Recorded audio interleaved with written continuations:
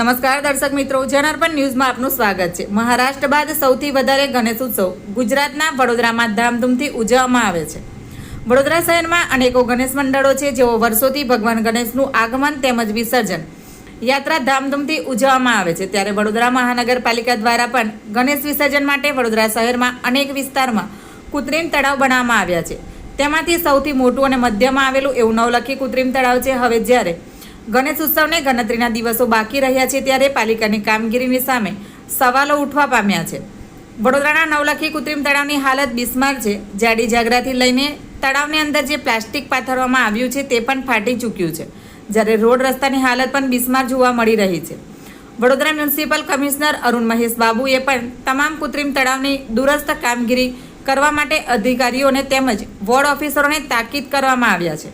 પ્રજાને કોઈ પણ પ્રકારની અગવડતા ન પડે તેમજ લોકોને લાગણી ન દુભાય તેની પણ તકેદારી રાખવામાં આવે। વોર્ડ નંબર 13ના કોંગ્રેસના મ્યુનિસિપલ કાઉન્સિલર બાબુ સુર્વે પાલિકાની આ કામગીરીને આડા હાથે લેતા જણાવ્યું હતું કે ગણપતિ આગમન પહેલાં જ કૃત્રિમ તળાવો અને દુરસ્ત કરવામાં આવવું જોઈએ। હવે જ્યારે ગણતરીના દિવસો બાકી છે, ત્યારે વોર્ડ 13ના ડેપ્યુટી એન્જિનિયર સફાળે જાગી આ કૃત્રિમ તળાવનું નિરીક્ષણ કર્યું છે।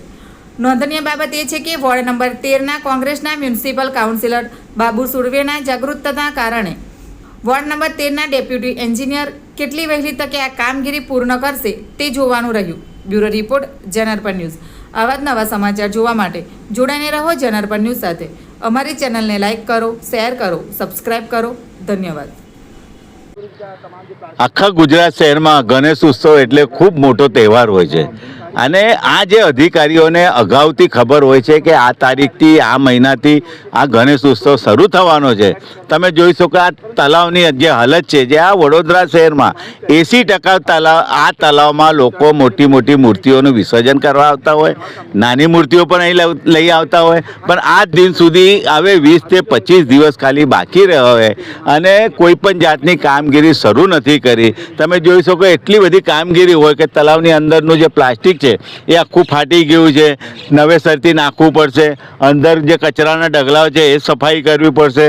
જે બહારથી ગણેશજીને આપણે અંદર લાવતા હોય એનું રોડનું કાર્પેટિંગ કરવાનું હોય, લાઇટની વ્યવસ્થા કરવાની હોય, જે બોરની વ્યવસ્થા હોય, એની અંદર જ આપણને 1.5-2 મહિના કામગીરી લાગતી હોય ને જ્યારે 20 દિવસ બાકી હોય, 20-25 દિવસ બાકી હોય અને કોઈ જાતની કામગીરી શરૂ ના કરી હોય। વડોદરા શહેરના તમામ અધિકારીઓને ખબર હોય કે ગણેશજીનો તહેવાર એટલે આપણા વડોદરા શહેરમાં ધર્મનગરી, લોકો ઘર ઘર સ્થાપના કરતા હોય ગણેશજીની, ના તહેવાર આ તારીખે આ સમયમાં આવવાનો હોય ને તો પણ આપણે કામગીરી ના શરૂ કરતા હોય। દર વર્ષે એમને કહેવું પડે છે કે ગણેશજીનો તહેવાર આવે છે, ઉત્સવ આવે છે, આપ તૈયારી કરવામાં આવે, એ કેવું પડે એટલે કેટલીક શરમજનક બાબત કહેવાય। એટલે કમિશનરશ્રીને અમે પત્ર લખ્યો છે કે સાહેબ વહેલી તકે આ કામગીરી શરૂ કરવામાં આવે અને પૂર્ણ કરે તો લોકો પહેલા દિવસે કે બીજા દિવસે કે 7મા દિવસે જે વિસર્જન થાય એ લોકો બી સારી રીતે વિસર્જન કરી શકે, સારી રીતે સ્થાપના કરી શકે, સારી રીતે વડોદરા શહેરના લોકો ઉત્સવ મનાવી શકે ગણેશજીનો, એવી અમારી માગણી છે। અને જે કામગીરી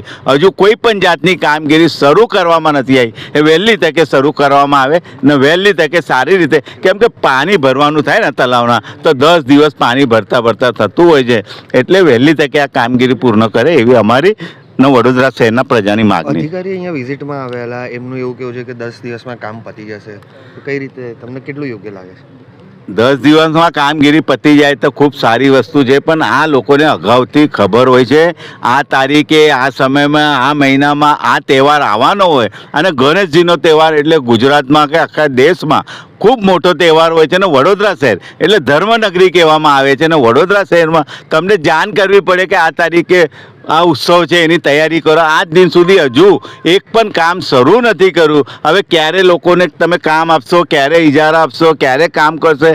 પણ અમારી એવી માગણી છે કે આટલો મોટો તહેવાર હોય, આ સત્તા પર બેઠા ધર્મના નામ પર આપણે સત્તા પર બેસી ગયા છે, તો ખરેખર આવી કામગીરી તો એડવાન્સમાં વહેલી તકે કરવાની હોય એવી અમારી ને લોકોની માગણી છે।